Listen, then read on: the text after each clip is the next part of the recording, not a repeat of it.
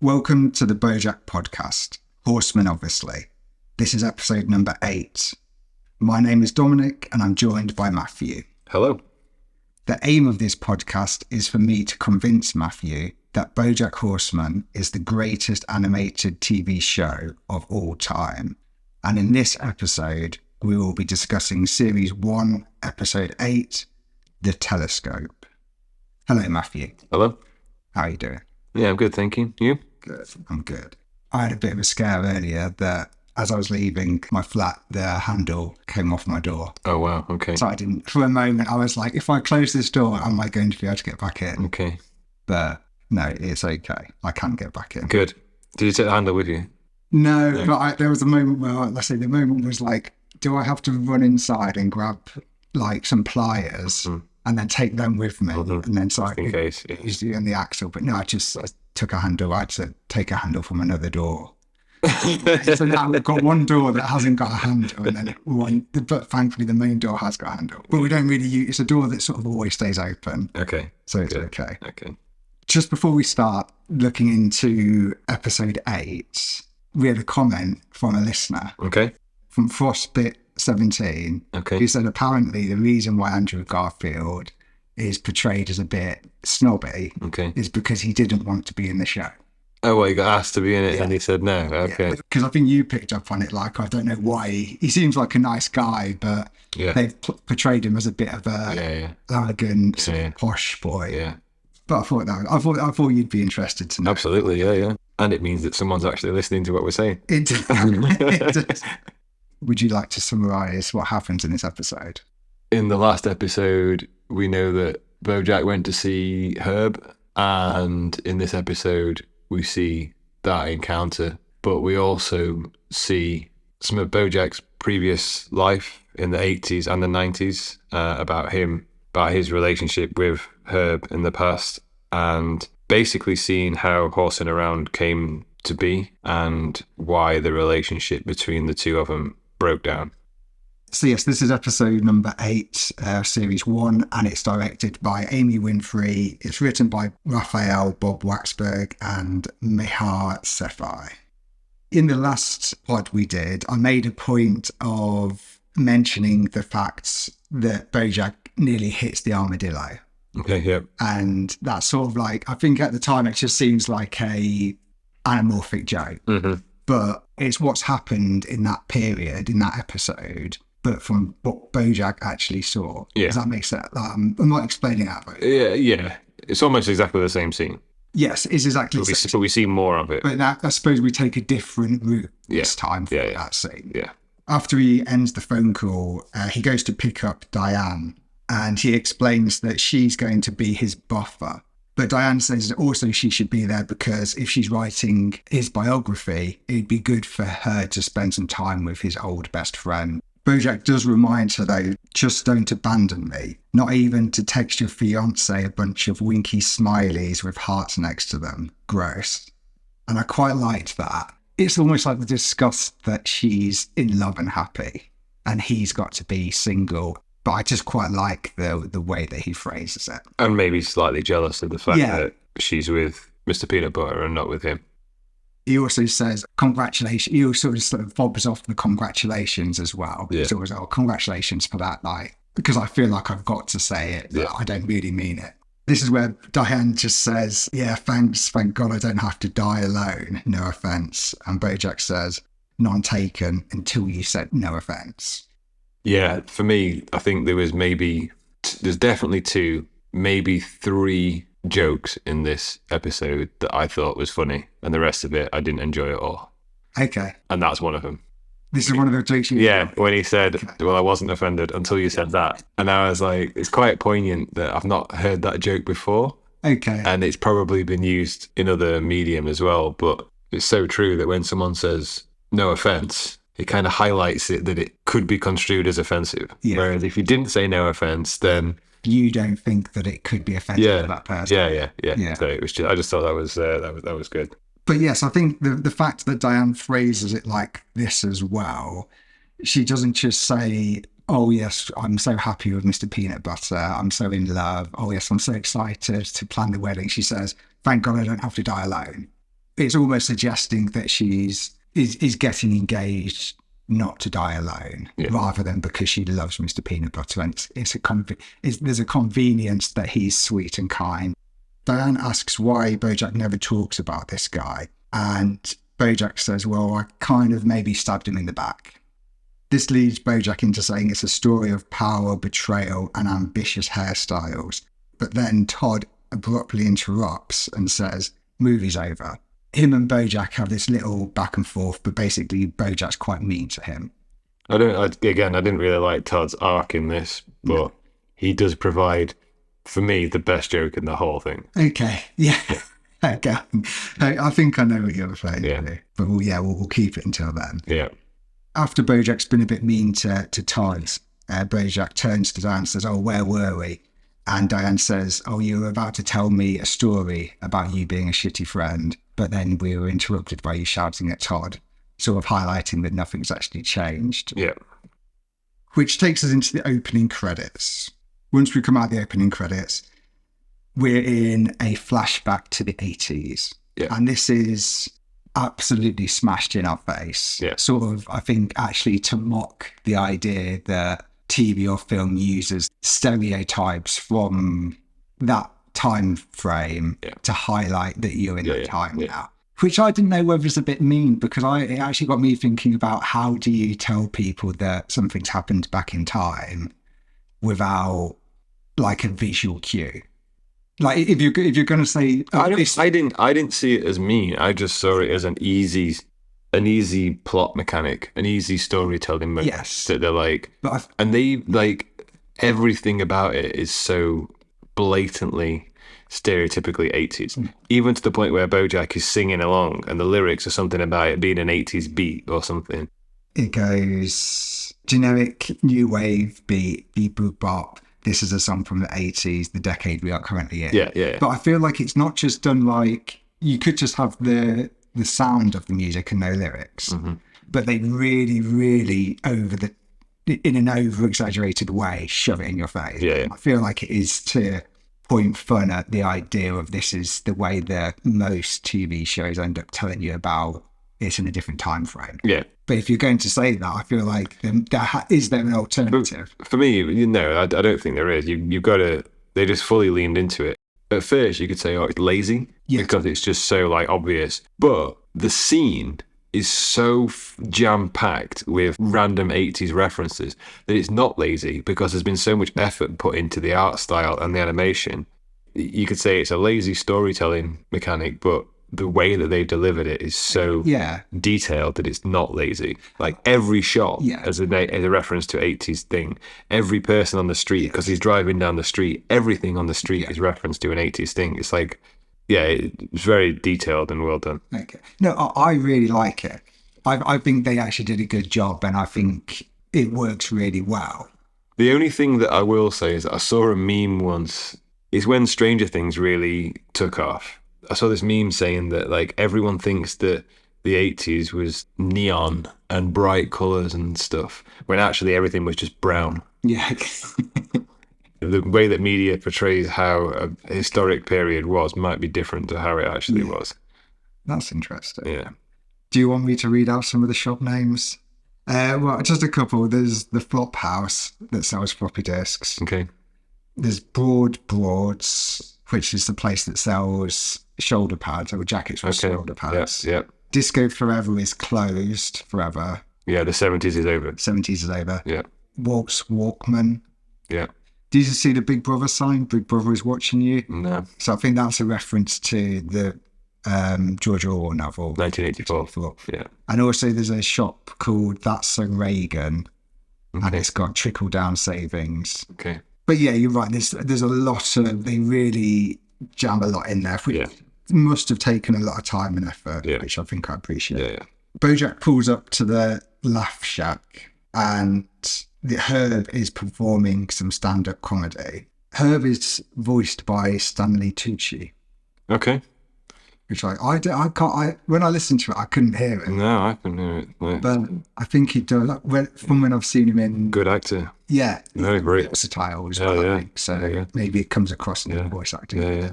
His routine is very observational humour. The audience seem to be liking it, and Bojack's liking it, and it's getting some good laughs. And Bojack doesn't want to drink as well. Yes, so Charlotte, the barmaid, approaches him and offers him a free drink, which he turns down because even one beer gets him tipsy, and he needs to be clear-headed for the set.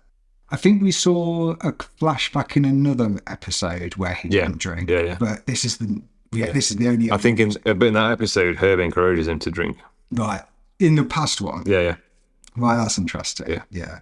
What's the barmaid called? Charlotte. Okay. Probably the first character that I genuinely like. Okay. That seems to be an actual nice person. Every other character so far has got something about them that is just nasty. And Charlotte seems like the very first supporting character that actually seems like a genuinely good person. No, you're right. I think she does seem like a nice person. Yeah. There's even a reference to her later when she's grown up and left. There's a picture of her like she's by a cabin like out in the woods or something, just looking really nice and peaceful, and just it seems like she's lived a good life. Yes. But yes, like you said, he's not drinking. So we would presume this is a time when when Bojack was happier as well. Charlotte tells Bojack that the suits from ABC are there. And there's a really nice visual joke here that's a really small one. But one of the executives is a lemming. And as he's nodding, his eyes are looking to the side to see what the other executives are doing. So he's waiting for them to say it's nice, which I think is, and again, a nice, obviously it's a comment that we say lemming, you're such a lemming. Yeah. I feel like a lot of executives are like yes men and waiting for someone to take the lead. So I think that's a nice little joke that I think is probably quite hard to find. I really want to play Lemmings now. Okay, is it a game or? Never played it. No. Oh, amazing, iconic. So Bojack says they must really be serious about her because Angela Diaz is there. So this is where Charlotte invites Bojack to see Back to the Future again. Which Bojack says, that was an amazing movie, apart from all the lame time period jokes. We get it, the 50s were different. I'll have a new Coke, please. Even lines like that have been written in to really demonstrate that we're telling you it's a different time. So they're using every opportunity. But I think it's like one of those meta jokes, isn't it? About, I don't like it when shows do that, but we're doing that. Yeah. It's kind of breaking the fourth wall. Bojack says you don't need to include him on all of their dates. It makes him feel like a third wheel. And then Charlotte talks about without a third wheel, you wouldn't have a trike. And there's a bit of a joke there where Bojack says, no, that would be a bicycle, so that's fine. But I think it's interesting that Charlotte is sort of pointing out, or Bojack's pointing out, that he's always being invited along with Charlotte and Herb. And there's maybe like the first insinuation that there's maybe another dynamic going on in between the three of them. Mm-hmm. Yeah, we know there's a dynamic potentially between Herb and Bojack. And maybe Herb's the one that's always asking and Charlotte thinks... Yeah, it was just an interesting I didn't point. think about this now until you said that. Right. I initially thought it was just that Charlotte was just being nice. Right. But Bojack's their friend and he's lonely, and so they invite him out to do nice things. But now, looking back at the episode, or looking forward at the episode, there's a scene where Charlotte is asking Bojack if he'd met her first, would he have made a move? Implying that she would have liked him to have made a move. And then also later we find out that, spoiler, Herb's gay, and that he's interested in Bojack. Yeah. Looking in that context now, maybe both of them were happy that Bojack was going along for the date because both of them are interested in Bojack in some way. Yeah. Herb finishes his set and he says to Bojack, I set him up, you knock him down. So they're clearly getting on at this point. This is where Bojack walks up onto stage and he does his stand-up comedy performance. As opposed to last time we saw him do stand-up, he's very confident now. Mm-hmm. And everybody's laughing as well, which is quite different to last time. We then cut to Bojack and Herb working at a bar, which is obviously their sort of second job to fund their passion of stand-up comedy. And yeah, Herb is drinking at the bar and he offers Bojack a drink and Bojack again declines the drink. So Bojack said he can't wait until he's finally up for real jobs instead of these dumb commercials. I've called it, they've shared a moment, the Bojack and Herb sharing a moment at the bar here, because they are making a bit of a joke about these commercials, but they seem to be on the same wavelength. They've got the same level of comedy, the same insights, and they just seem to get on very well. Yeah. They say, although I do like the joke that they're making about, Bojack says, here's the thing about most long distance plans. And Herb says, I hate it when people say that. Just say the thing. You don't need to introduce the concept that there's going to be a thing. Bojack says he doesn't expect to be offered secretariat right away, but when am I going to get real roles? Herb says, we'll both get there, BJ. We both will. Again, showing their connection is the fact that Herb calls Bojack BJ, and no one else in this show calls him BJ. So again, it's sort of affirming that they do have a connection. Mm-hmm.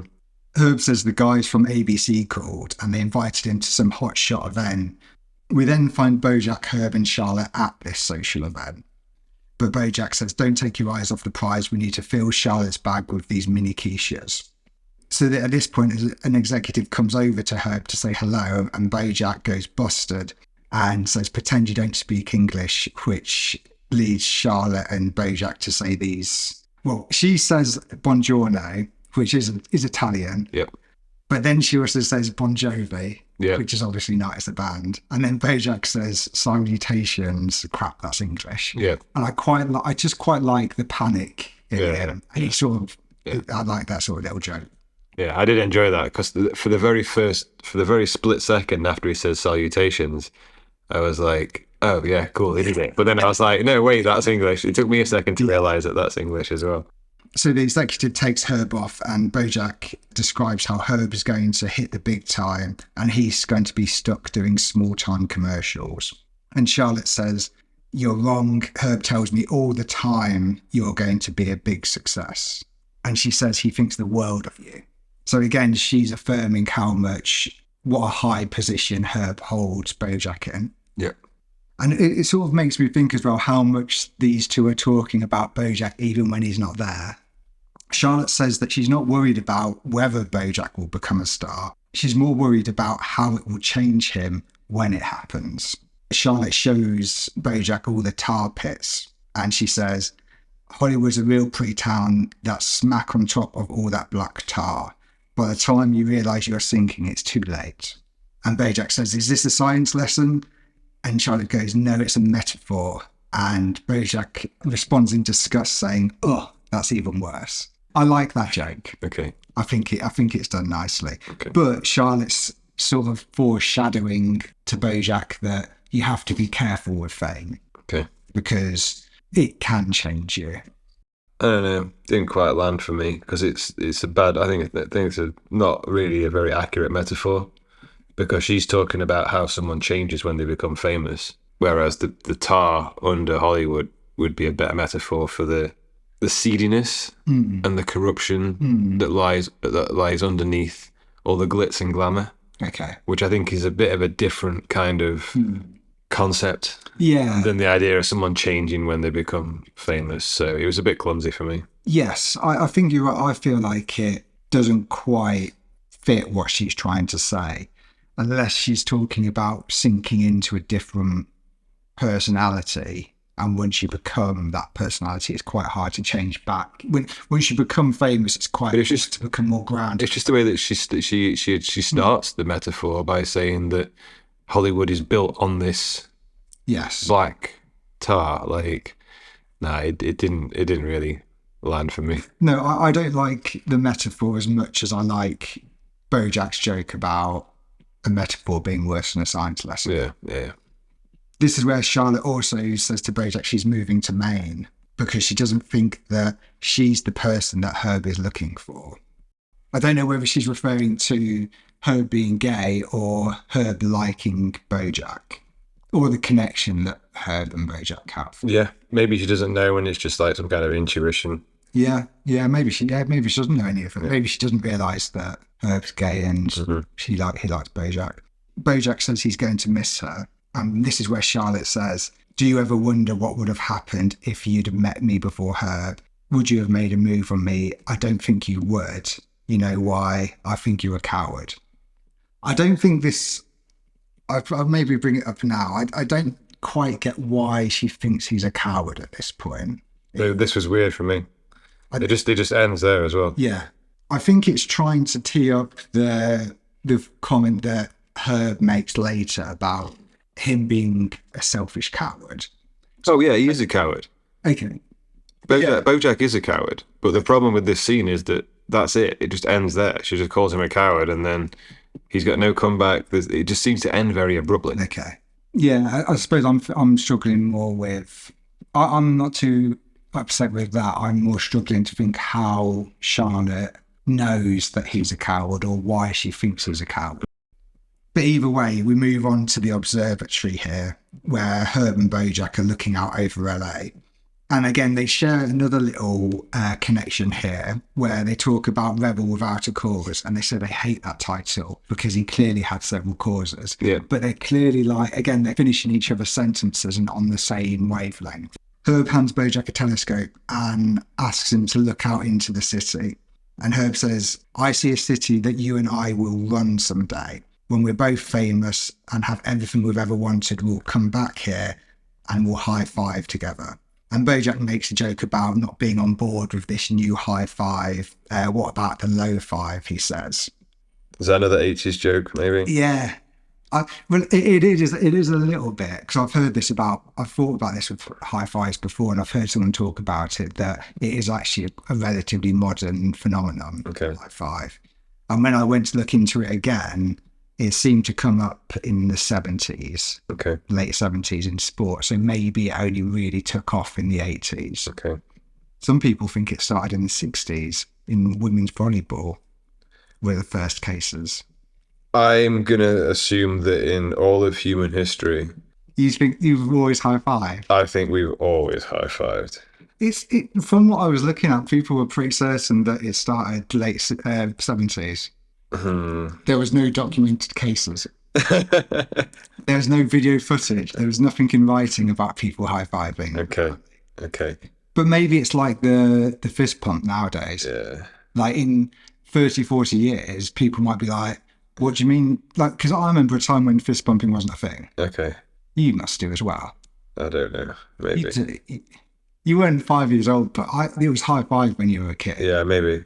And then I feel like at teenagers through to university, I noticed people fist bumping. But we're talking about the common thing, about the socially known thing. Yeah. But I'm guessing there would have been people bumping fists. Do you think?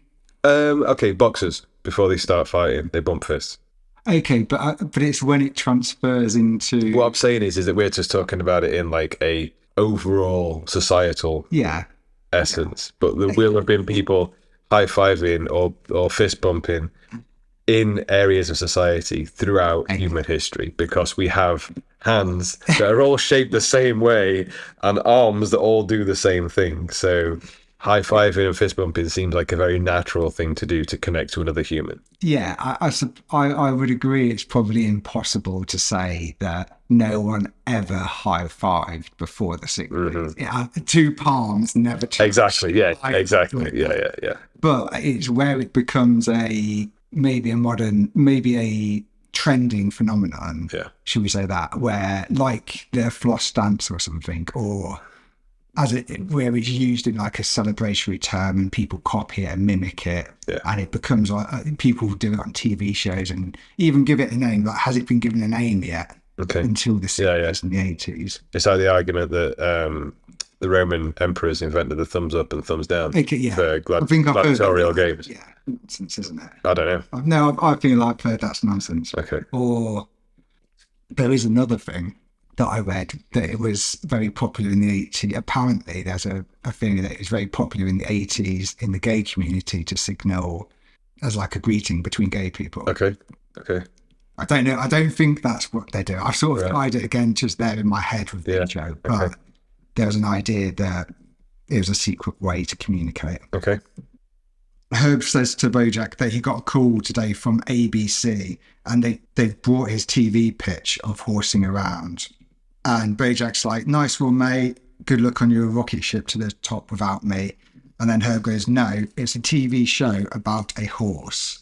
And there's a bit of a joke here where he goes, And I said to those suits, if you want my show, that horse is going to be BJ goddamn Horseman. And they just say no.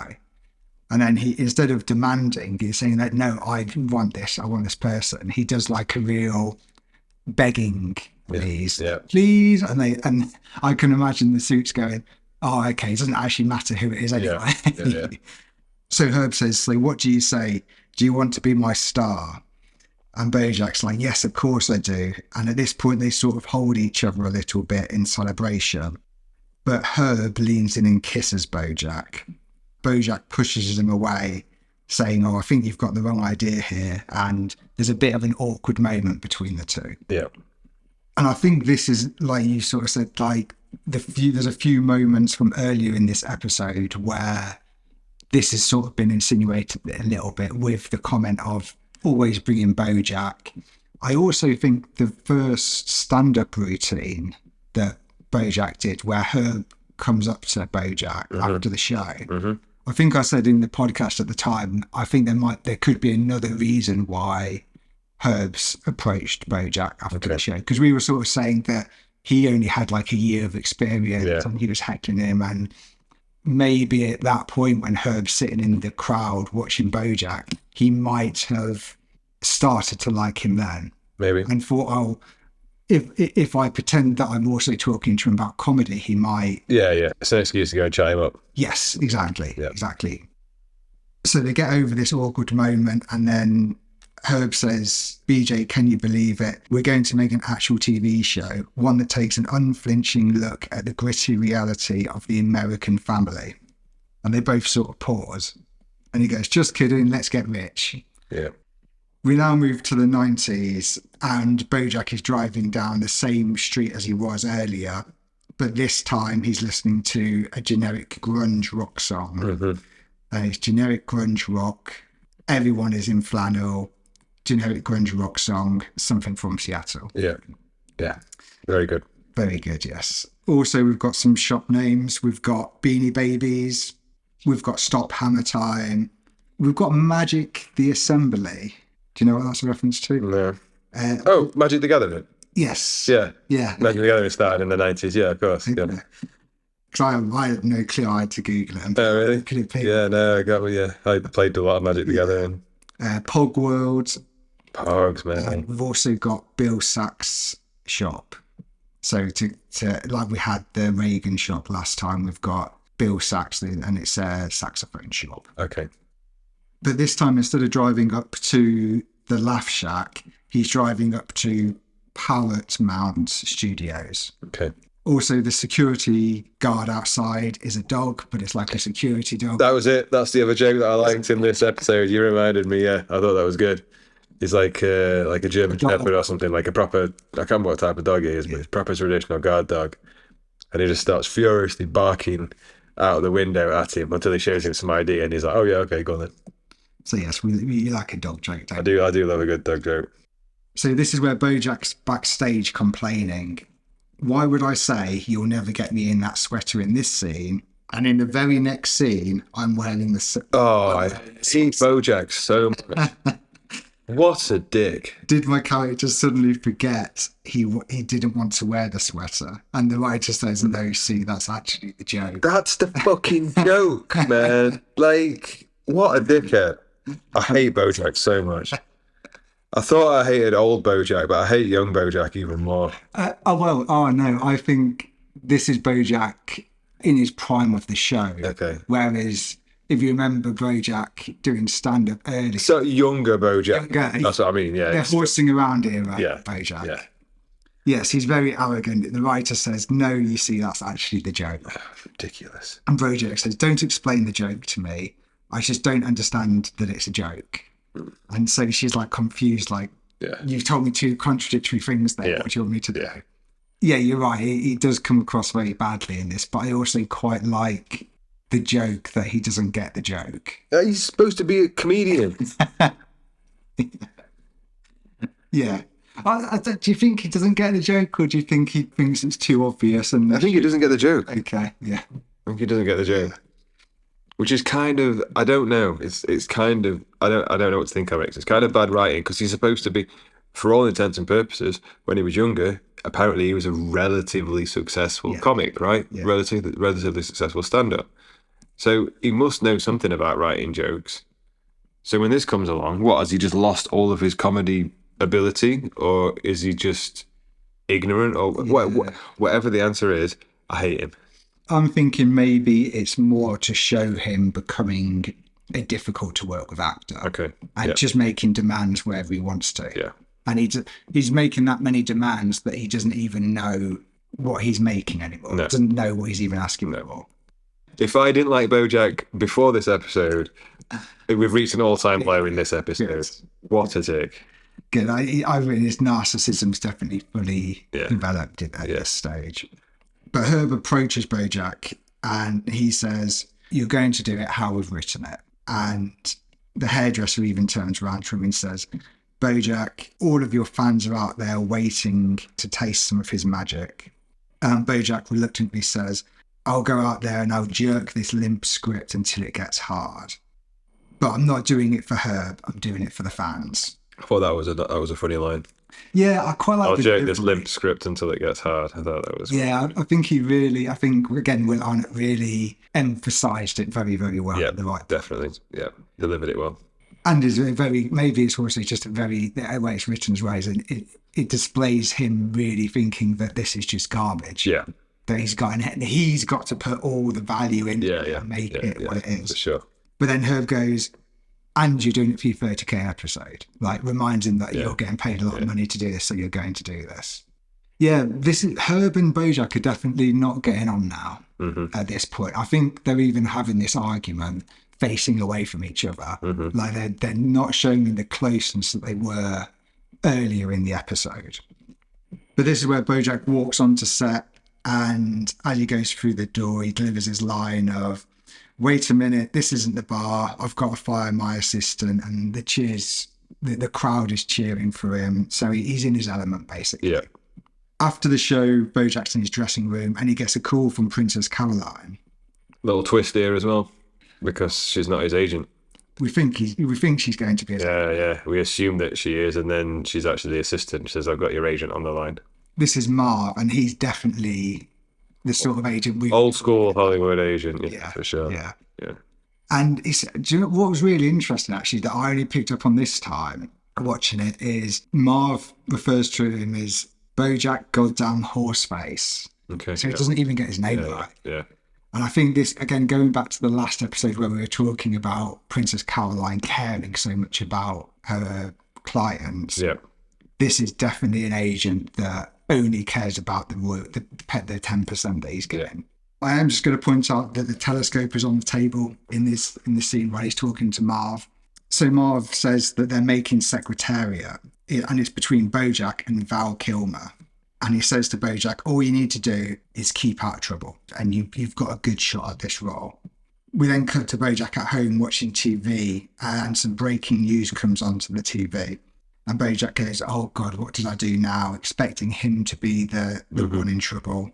And it turns out actually it's Herb, and he's been caught in an LAPD sting on public indecency. And the police say they've caught him in the middle of lewd acts with another man. This is the first confirmation that we have that he's gay. Even when they kissed, or when Herb tried to kiss him, when he says he got caught in the moment, that seems like it could have been a genuine explanation. But this is the first moment when it's like, okay, so Herb is gay. I think the phrasing of this is also supposed to be, of this news article, is supposed to be of its time as well. Lewd. Yeah, lewd. Like, it's very, conspicuous. Yeah. We can't say someone's been caught having public sex. Well, we say indecent now. Do we? Okay. Yeah. I got flashbacks to George Michael. Yeah. Because that was, I might be wrong, but I think that was... There was public sex, I think. Yeah, but did people know he was gay before that?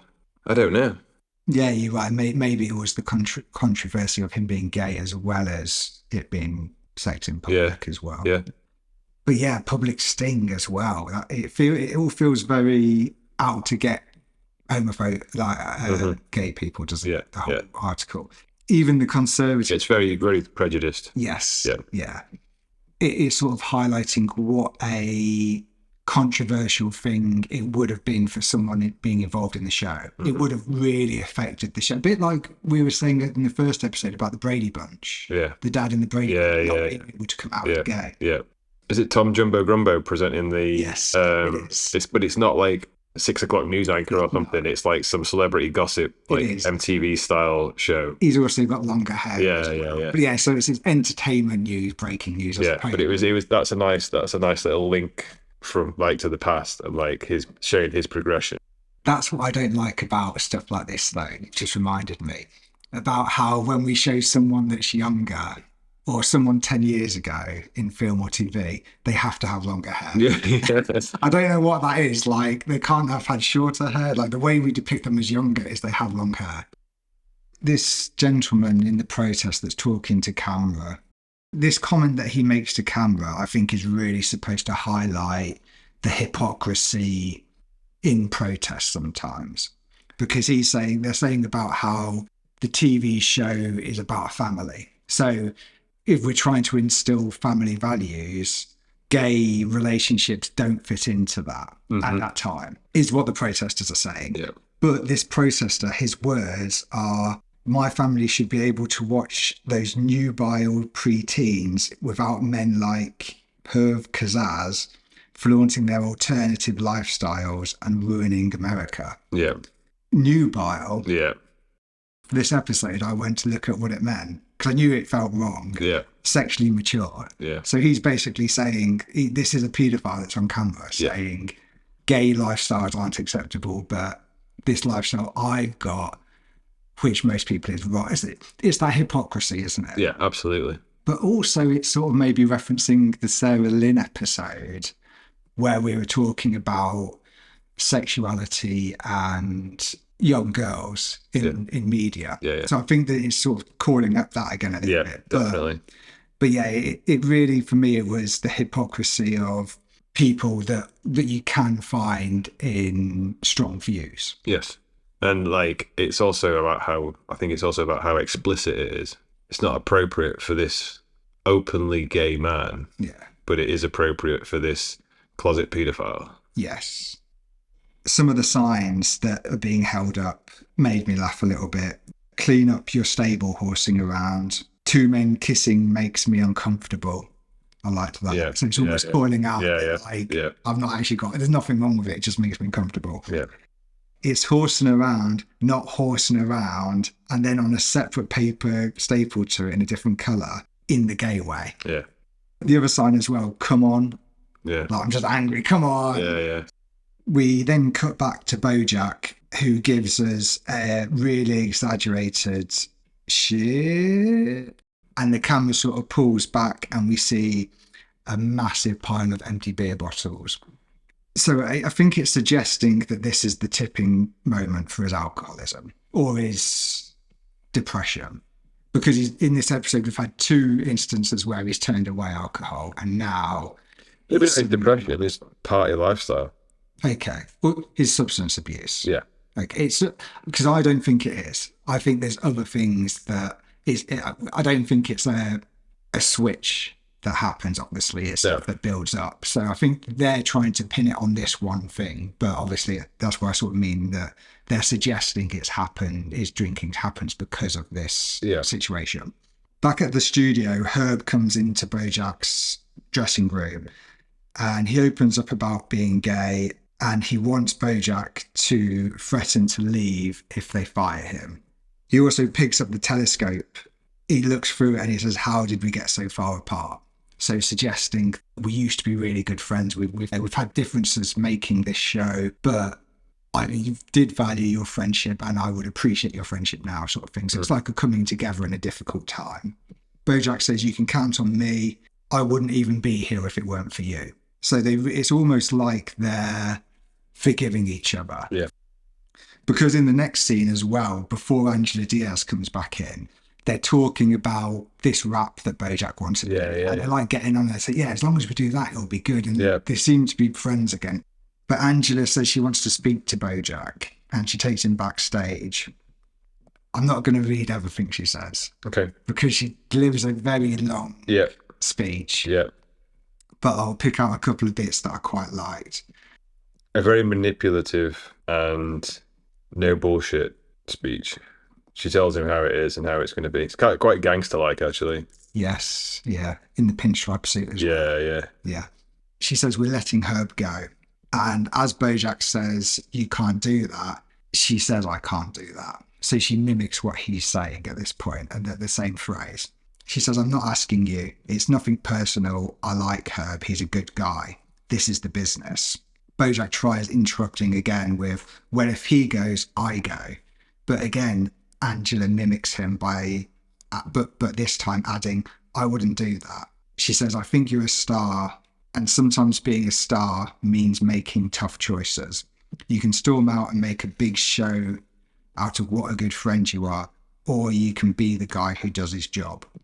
Bojack tries interrupting again, but this time she explicitly says, I'll tell you when it's your time to talk. And she says, this is just the beginning of the Bojack Horseman story, and you don't get lead roles in Secretariat by being a good friend. What's that expression about the show must go on? All right, don't be an idiot.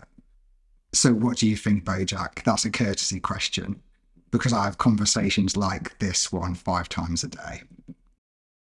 It's a very powerful conversation she has over him. Like, she has the power. She dictates where it goes. Yeah. She stops him in his thoughts. This conversation leaves Bojack very depressed. And he walks onto stage, but this time before he walks onto stage, he takes a little breath and he puts on a fake smile and he delivers the same line as earlier, which must be the same line he delivers every time he walks onto stage. He pauses before he walks through the door. Yes. Quite a long pause as well. And for me, that was him knowing that this is his moment to make a choice. Do you think he could still make the choice? Yes. Do you think? So you think he's still debating whether he... Yeah, until he's walked through that door, he's not committed to anything. And I got the distinct impression that when he stood at the door with his hand on the door, that he knows that if he goes through that door, his friendship with Herb is over. And if he doesn't go through that door, then his career's over. Right. Yeah, no, I think that's a nice point, actually. And he chooses his career over his friend. He does. Over his friend that gave him that career. Over his friend that literally put him on the show. That made him who he is. What a dick. I hate Bojack. So my first question was, which I think you've just answered, do you think Bojack did the wrong thing here? Oh, absolutely. What a dickhead. So he owes everything to her. Okay. So he should stand by his friend. For sure, 100%. Do you think he put up enough of a... So you don't think he put up enough of a fight with Angela either? No. He should have been really like, you say your piece. Going back to what Charlotte said, he's a coward. Yes. Okay, yeah. I've also talked about, is Angela Diaz just very smart and powerful? She's clearly very good at what she does. Yeah. Is she that good at what she's done? She's persuaded him to choose his career. Like, is she clever enough to force someone to change their mind? No. So it is all on Bojack. I think she's clever enough to have given him an ultimatum. Right, okay. His friend or his career. What do we think about Angela? Just an exec. Just stereotypical, powerful woman in Hollywood. So this brings us back to the present day with Bojack and Diane driving to see Herb. So we sort of come back into reality, back into the real time. They pull up to Herb's house and Todd points out how much bigger his house is than Bojack's. Yeah. Sort of signifying he's done really well, Bojack. Yeah. Bojack says, Todd, you just stay in the car and turn this car around in case we need to leave early. And Todd's excited about this. Yeah. Because he says, yes, I have a task. Yes. I don't know if that's... dumbing down of it. But I don't know if that's a meta joke in that Todd doesn't usually have tasks as a character. Yeah. As a personality on the show. I didn't really know when to bring it up, but I just feel like the episode could be exactly the same without Todd again. It could, except for one single scene that I thought was brilliant. Okay. Herb answers the door to Bojack and Diane, and he says, Jesus, you look shitty. Have you been eating your guilt this whole time? And Bojack laughs awkwardly, and he says, you don't look too hot yourself. And Herb just replies, really stone-faced, I have cancer. Yeah. And after introducing Diane, Herb asks, is your book called A Portrait of an Arsehole? So he's really going hard on these first couple of lines that he has with Bojack. He thinks he's an arsehole. He thinks he's betrayed him. Mm-hmm. He also makes a joke about, come in, you're letting the cancer out. And then almost every line that Bojack and Herb say to each other in these scenes are jokes. Yes. Yeah. It's almost like they're trying to one-up each other. I think this is their relationship, though. Like, even in the good, more in the good times, like, the reason they got on was because they, like, bounced off each other. Yeah.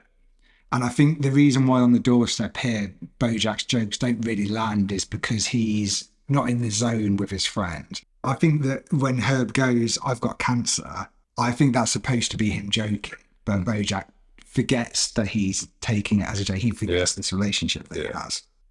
Inside Herb, Bojack and Diane are sitting down for some food, and Herb is continuing with these jokes. And he says to Bojack, how are your utensils? And Bojack says they're fine. And Herb goes, because if that knife isn't sharp enough, there's still another one you left in my back from 20 years ago.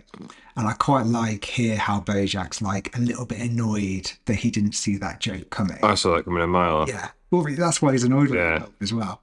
Even Bojack's like, oh, bloody hell, I should have got that. Is there a reason why the nurses are better? I don't know. I was actually going to ask why we think she only makes bare noises. Yeah. She doesn't actually talk. Yeah. Well, that's really stereotypical, isn't it?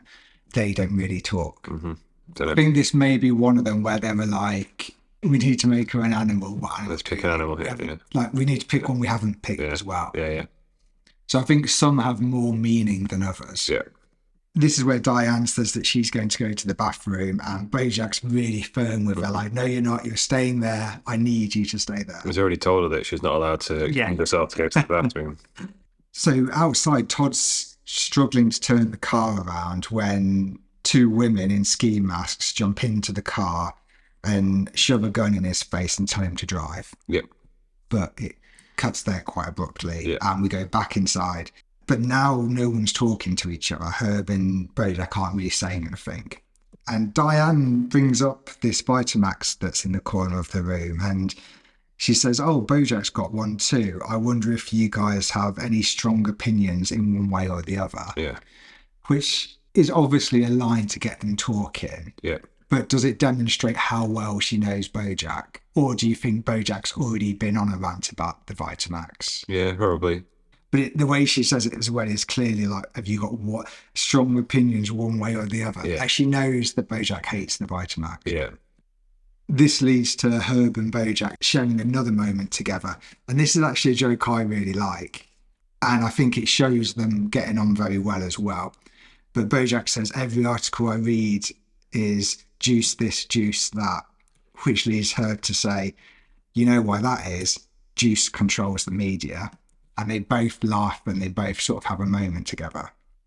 So the joke plays on the anti-Semitic idea that Jewish people Jews. Okay, yeah, no, I didn't get that. Okay, but okay, for other people as well. So because Jews and juice sound vaguely similar, Herb is suggesting that juice is controlling the media, which is why Bojack hears so much about juice, which is obviously absurd. But it's obviously absurd, like people thinking that Jewish people control the media. Yes, it's just a very well-written joke, I think. Yeah. So Todd is continuing to struggle with this three-point turn outside while these two women in ski masks are threatening him. The thief in the back is sort of being quite nice to him. She's like, oh, do you want me to get out and help you? And he's like, no, I'm nearly there. But at this point, the woman in the front seat says, remember the number one rule of Celebrity Stealing Club, no falling in love. I think there's two things going on with these two women in the Celebrity Stealing Club. I think it's a comment on celebrities committing crimes for fun. Well, not for fun, but for attention. Okay. The only way I think there's a lot of... Thrill seeking. Yeah, it's sort of that's a good way of putting it. It's a thrill seeking thing. Mm-hmm. So are they supposed to be celebrities as well? Because I just thought they were just stealing from celebrities. So yeah, this is where I'm like, they're celebrities that steal. Wasn't Winona Ryder went through that? Exactly, that's what I'm thinking of. I might be wrong, but I think it was I feel like not common, but not uncommon for that's celebrities to go shoplifting just for the thrill. Just for the thrill, yeah. But almost like saying maybe it's because like for us lowly regular people, we get sometimes enjoyment from buying something new. Mm-hmm. Whereas if you just buy everything new, or you can buy everything new, there's no enjoyment there, is there? Yeah.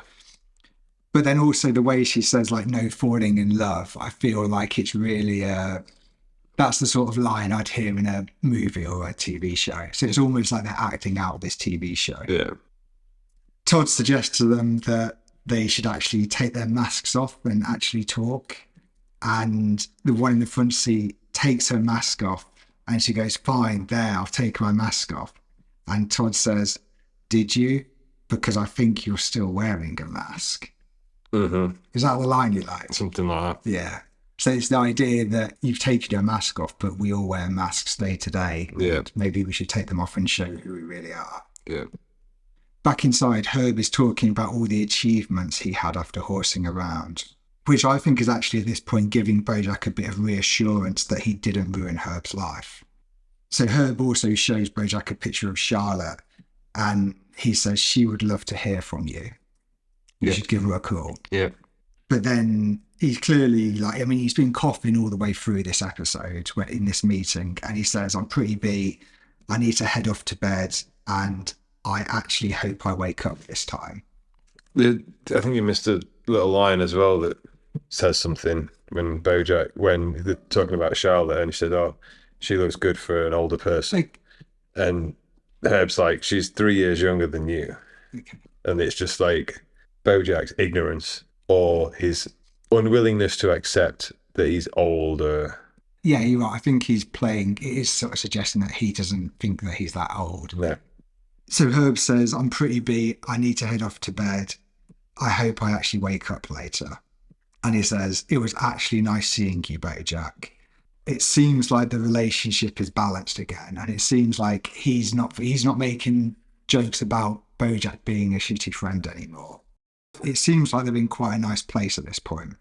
As Herb is going off to bed, Todd is outside with the girls from Celebrity Stealing Club laying on the grass and they're all opening up to each other. And Todd says, I act all cool and sophisticated on the outside, but on the inside, I'm just Todd.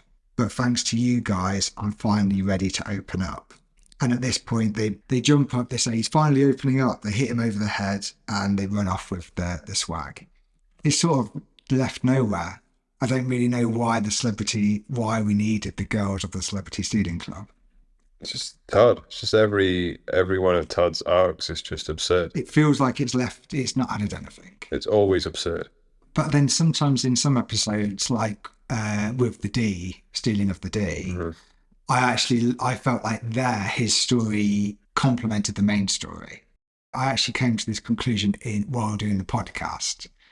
But his story, I sort of said his story was what TV presented as the answer for the 2 days to the prom. Whereas Diane's situation, it's left ongoing, the story. There's no resolution to the 2 days to the prom story. So there it added something, I think. Or at least it played the same story. Whereas here it's literally nothing. Todd is reversing a car. 2 girls come up and tell him to drive. And then they have a little conversation on the grass, and it's just, when he says he's about to open up, they knock him out and run off again. I don't think it fits into the episode very well. Is there any argument to say that all of Todd's arcs in every episode are the same message but told differently? I feel like you tried to suggest that last time as well. Well, this came up in the one where he gets his Japanese girlfriend and he only hears what he wants, and everyone in the show only hears what they want. The prison one was the same story as the love triangle between the main characters. So are we just missing something where every time Todd's story is like a microcosm of the main story? But I can't see it in this episode, though. Okay, so I need someone to explain it to me in this episode. So let's try this. Go and try and read too much into it. You're usually the expert at that, so I'll give it a go this time. So Todd's story really starts when he's left alone. So he's trying to turn the car around, but he can't. Bojack's trying to turn around a decision that he made previously in his life, but he can't. He's finding it difficult. And he finally starts to open up. Something about wearing masks. And then he finally opens up and makes himself vulnerable. And that puts him, then that hurts him. In fact, that's exactly what happens. Okay, yeah. Because Todd tries to help these girls and he opens him up and he makes himself vulnerable. And in the process, he ends up getting hurt even more. Okay. So in the following scene, which we're about to discuss, Bojack decides to go back in and speak to Herb again to open up and really properly apologise to him. So when he doesn't get a acceptance of the apology, that ends up hurting him even more. No, you're right, that does fit actually. Maybe it's too big a question, but why do we need Todd to have a micro story of the main one? Like, is it a funnier story to It's just a supporting character. It's just something wacky to throw into this cartoon that's can be very serious. Okay, yeah. And maybe the point of having it is that it's a comedy. Yeah.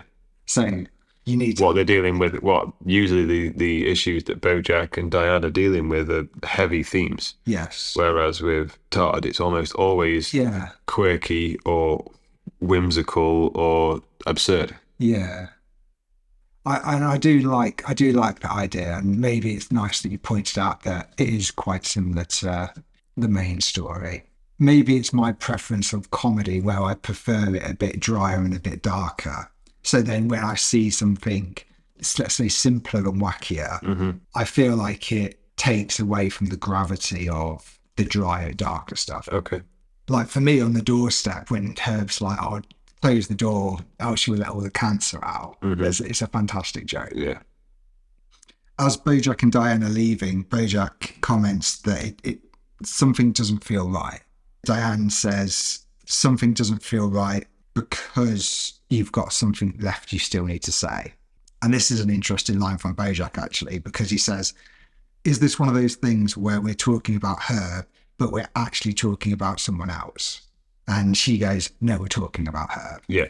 And he's sort of suggesting that, should I be telling you my feelings about you, or should you be telling your feelings about me? But obviously she goes, "No, we're talking about her." And Bojack returns back inside to see her. And Bojack says he feels really bad about what happened. And Herb goes, "So you're apologising?" Bojack says, "Yes, I'm sorry." To which Herb says, "I don't forgive you." And I think this is a bit of a shock moment. You don't think it is? No. Matthew shaking his head. No. I think it is from the point of view that in traditional film and media, we would expect a resolution. We would expect if someone, and maybe you would expect in our lives that if we went to the effort to make an apology, it's almost a social convention that you should accept an apology. Okay. Like if someone's going out of their way to apologise. Would you accept it? Would I accept his apology? I would like to think I'd accept an apology.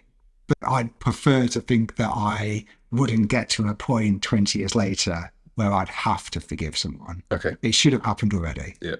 Would you forgive him? I don't know.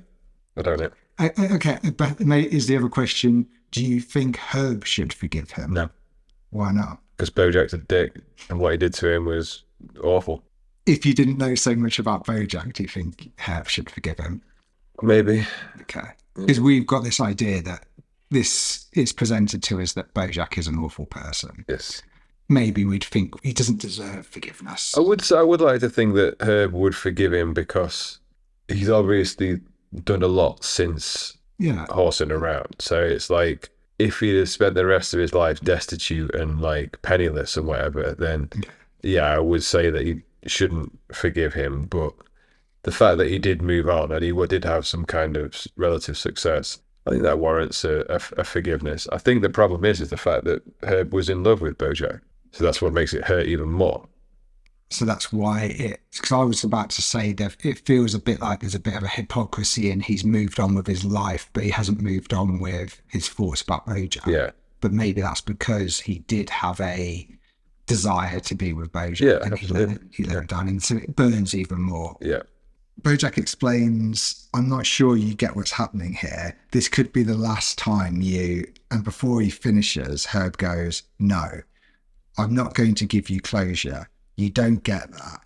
You have to live with the shitty thing you did for the rest of your life.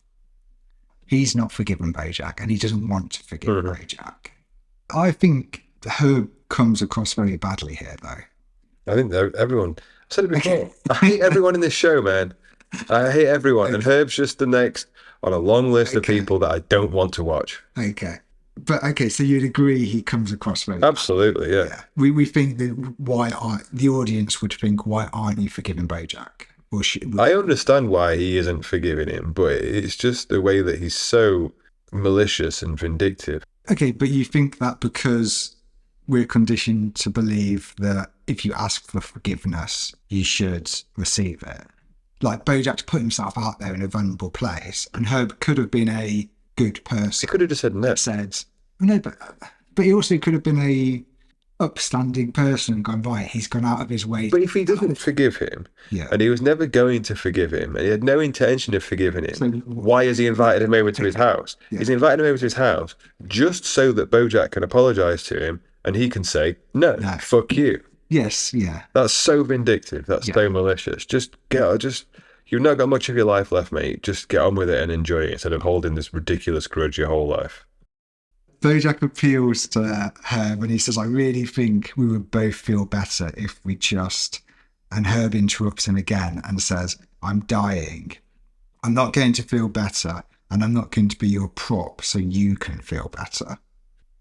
So Bojack says he did everything he could, and Herb counters with, then why didn't you call me?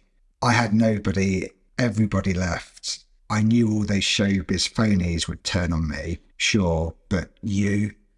And this is where Herb is sort of suggesting that the real betrayal wasn't not sticking up for him. Mm-hmm. The betrayal was leaving him and not being his friend anymore. Yeah. He's almost suggesting here, I would have been okay if you said, no, I need to keep this job, but I'll still be your friend and I'll comfort you through this time. Yeah. And Bojack says, it's not my fault you got fired. And Herb shouts, I don't care about the job. I had a good life, but what I needed at that time was a friend, and you abandoned me. I will never forgive you for that. Maybe he didn't actually think about and realise how bad he'd hurt this person. Mm-hmm. Maybe all this time he's just been thinking, I got him fired.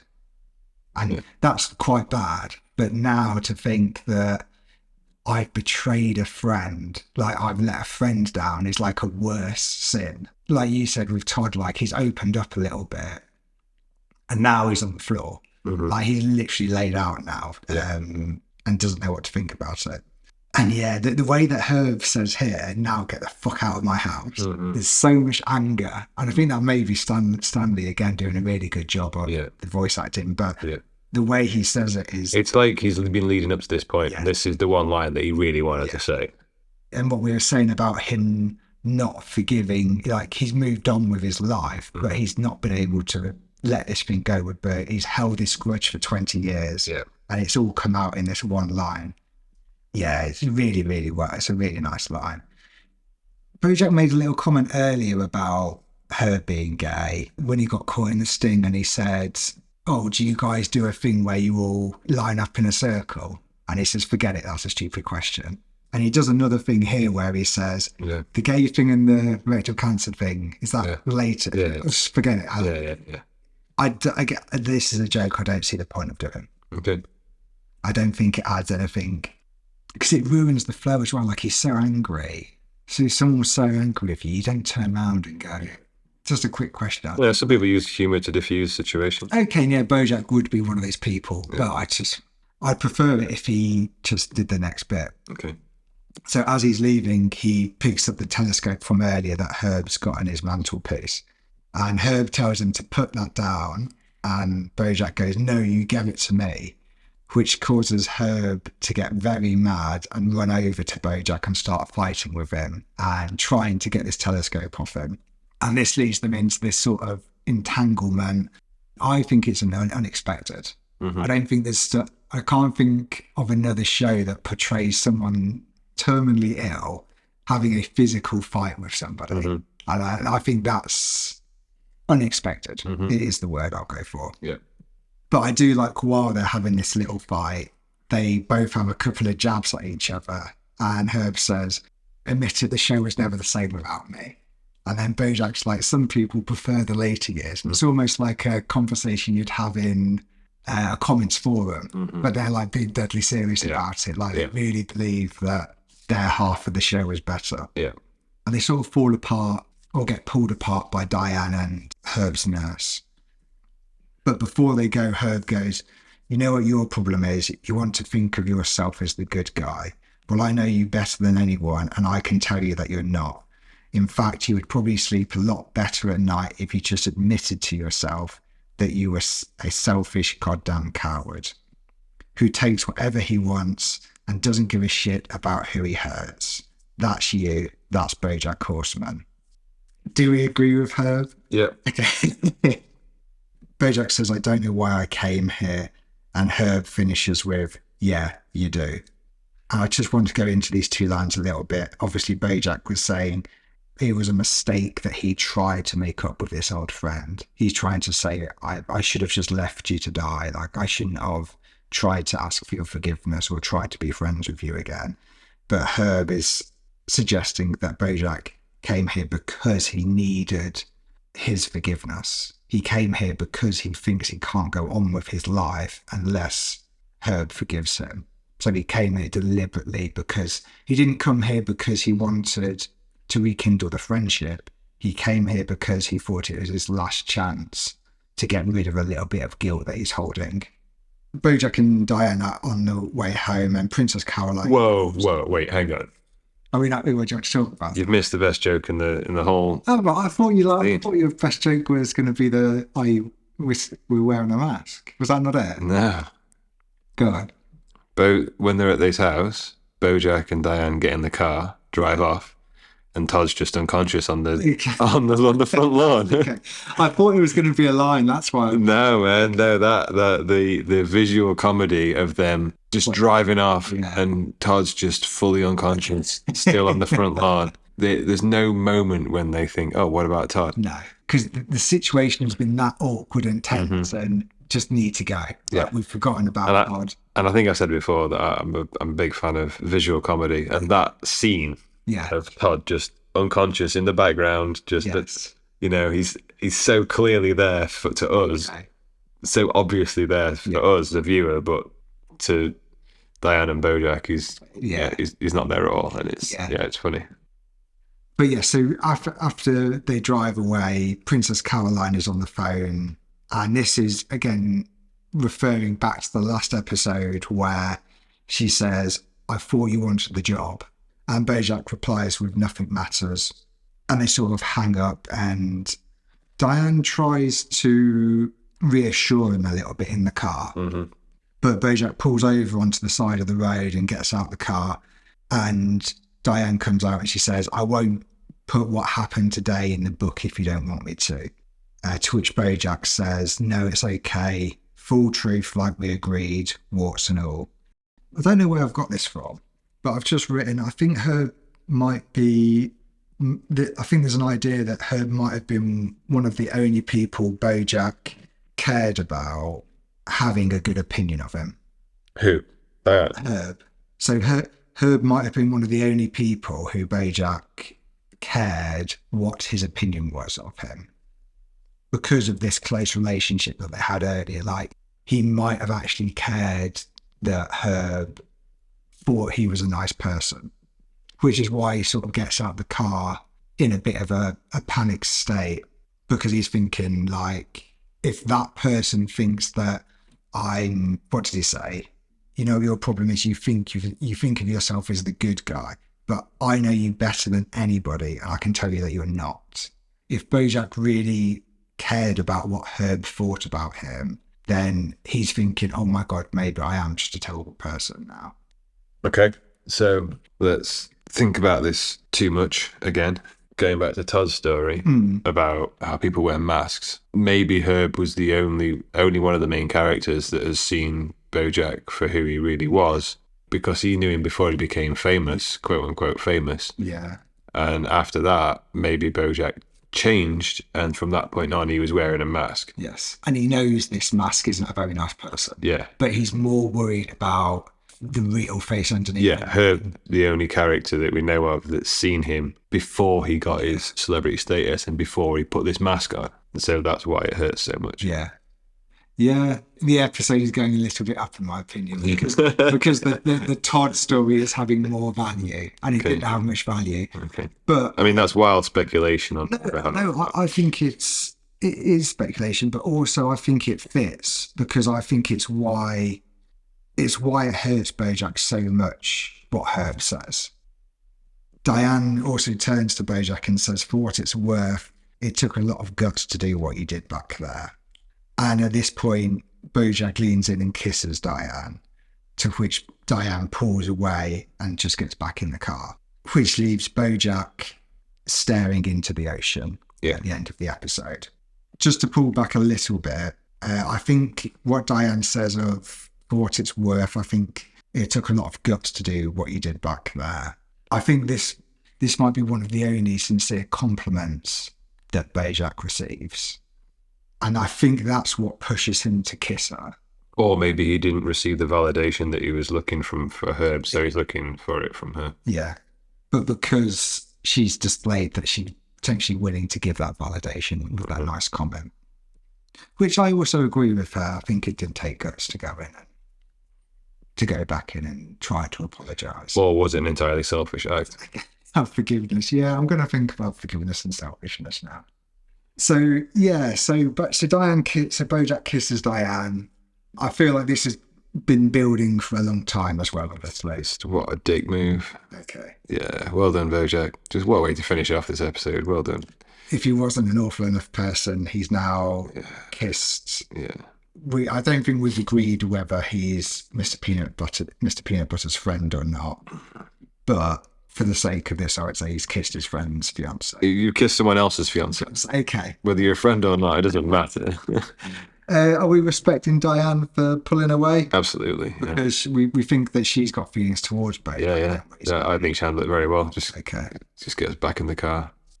You mentioned sometimes about the art style and the animation. I thought that was really good for Diane in this moment as well. Like the look on her face is just like, oh my God, this isn't right straight. Yeah. The immediate. This almost a bit of disgust, maybe. Okay. Is she more disgusted because now she's engaged, or because it's the whole situation? Because of what they've just been through? Yeah, it's everything. She's engaged, so she shouldn't be kissing another guy, and they've just been through this whole really super messy situation, and he's dragged her into it, and she's obviously had a traumatic experience going through it. And this isn't the time to be explored. Oh, this is the absolute worst time. Yeah. So he really is an awful person. Is this Bojack accepting he's an awful person then? Maybe. Just thinking, if I'm an awful person, I'm just going to do whatever I want. Yeah, maybe. Yeah. So yeah, that sort of brings the episode to a close on a couple of cliffhangers, really, I suppose. One, what's Todd doing back at Malibu, back at Herb's house? But also I feel like this relationship between Diane and Bojack has now reached a new level of complication. Mm-hmm. And also Bojack has new problems to deal with. He's realised that he didn't just cost his friend a job, he completely betrayed his friend over a long period of time. Like, I feel like he feels worse about that situation now. And now he feels like he's got to deal with the rejection of Diane, that he thought they had a close relationship, or he thought something might have happened there. Should we do... I feel like you want to give me some final thoughts, but should we do... I just want to point out a favourite visual joke first. Okay. And I suppose my favourite visual joke is the lemming as the executive, looking over his shoulder to see if the rest of the executives are nodding. Yeah, for me, it's the absurdity of them driving away and leaving Saunders on the lawn. Yeah.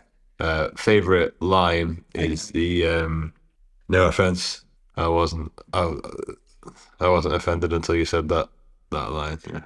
You were saying about you were surprised you hadn't heard it more. Yeah. Like it feels like an obvious line Yeah. what TV shows could have used, Yeah. but also has quite a lot of weight and it's funny and it works really well. Yeah. No, I think I'd agree with that. Yeah. So go on then, Matthew. Give us your final thoughts and a rating for this. I'm so bored of this show, man. Like, it just drags. Every episode just drags. Like, I have to focus really hard to keep my attention on the screen. I hate every character. Most of it is so obvious, and you can see things coming a mile off.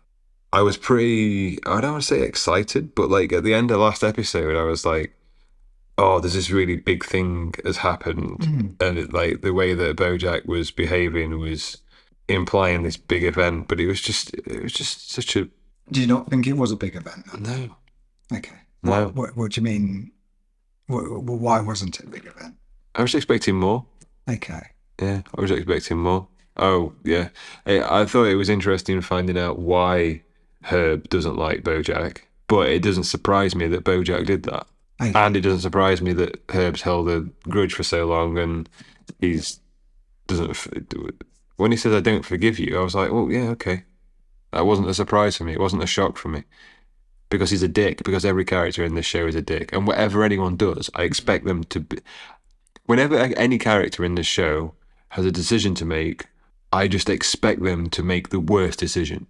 And they always do. So based on that, your rating... For this episode? For this episode. I'm not holding up high hopes, but... 3 or 4? 3.5? Are we doing 0.5s? Yeah. Okay, I'll do 3.5, yeah. Do 3.9. I've only given I've only given whole numbers so far. I give a point. I think the point's good.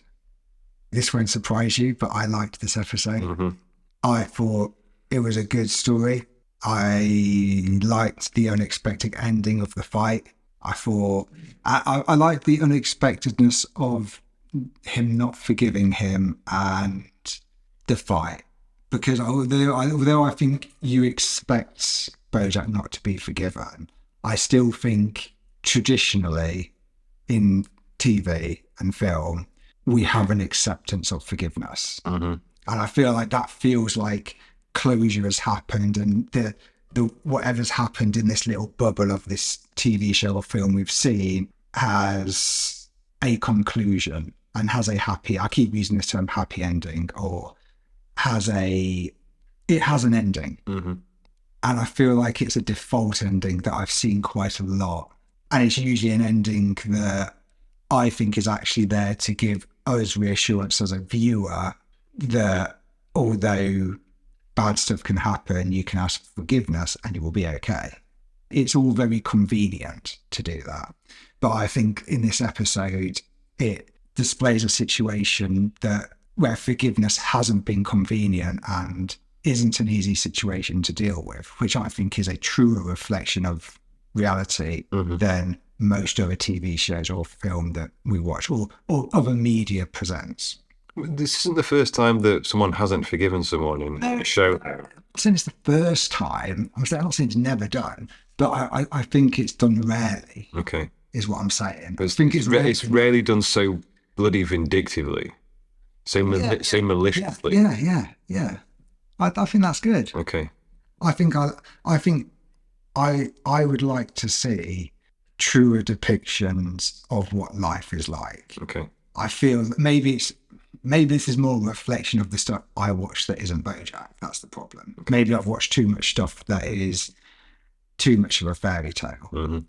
And I'm just coming into a world where I'm seeing another option. The one thing that I would like to push back on for the theme of this episode as well, is like a recency bias in our lives. Yeah. So like, if I've offended someone in my life now, that's in my life, and I've upset someone and I ask for forgiveness, whether they say yes or no, it means a lot. Whereas if I go to someone that I haven't seen for 20 years, and I ask them for forgiveness, I think I'm likely to care less what they think because I've changed as a person. I've moved on. So if I think of, 20 years ago, I would have been, I was working in a pub and I had a completely different friendship group to the one I have now. So if I think back to if I'd seriously wronged someone in that friendship group, and I went back to them now and said, "Do you forgive me for this, for that?" and they said no, I would care less than if I'd wronged you, for example, and I came to you and asked you for forgiveness. Like, time does heal some wounds. I'm not saying that this should affect how Bojack and Herb interact. All I'm saying, this is what I've been thinking while we've been talking about this, because people change a lot and time, it does heal many wounds. So, yeah. Not to pull that back to what I was saying, but that to me is another element of how forgiveness isn't just about the person who's been wronged saying, I forgive you. Mm-hmm. But no, you're right. They both should have moved on more. On my poor rating of the show as well, Okay. this episode summarised, I think, what my issue is with Bojack, and I don't know what it is. I don't know what the show is. When I watch something, I like to know what I'm going in for. So I don't have a lot of time to watch stuff. So when I do, if I'm watching Game of Thrones, I know exactly what I'm getting from it. If I'm watching Sopranos, I know exactly what I'm getting from it. Whereas with Bojack, it's like, what is it? Is it a comedy? Is it a drama? Is it the most depressing thing you've ever watched? Is it cringe humor? Is it observational humor? This episode really summarized it for me. It was dealing with such a heavy subject, and because of that, I didn't think it was funny. And maybe I'm going into it thinking it should be funny when maybe it shouldn't be funny. This isn't a night to figure out going forwards, but it's just, why I'm struggling with the show. I think I'd agree with you. And I think I've heard that a few times or read that a few times as well. I think one of the times I mentioned Bojack Horseman to you before, I might have talked about that. I think it's wrong to categorise it as a comedy. Mm-hmm. I think to open up and this is maybe where the show struggles, is because you will see a cartoon, you'll see animation, and parking like anime, you tend to associate that with very simple comedy. Yeah. Or comedy, or any Comedy, some kind. If it's a Western cartoon, yes, it's almost invariably going to be. Yeah. Maybe that's why I like it, because it doesn't seem to fit a mold. But also, I think that's where I struggle with some of the more obvious comedy in it, like Todd's section in this, because I feel like if you didn't have that, it would become more of a drama, or it would become a very different show. And I actually think that show could potentially have even more value. Okay. It could just be an interesting show. Because one of my comments about this episode, I actually think it's a shame it wasn't 2 episodes. I feel like it was 2 episodes forced into one. Like, it would have been nice to explore Herb and Bojack's relationship a little bit more, the closeness of it, and the deterioration of their relationship. I saw how close they were because they were riffing off each other. But then in one scene, the next scene, they're just arguing about what we're going to do. So I'd have liked to see how that deteriorated a bit more.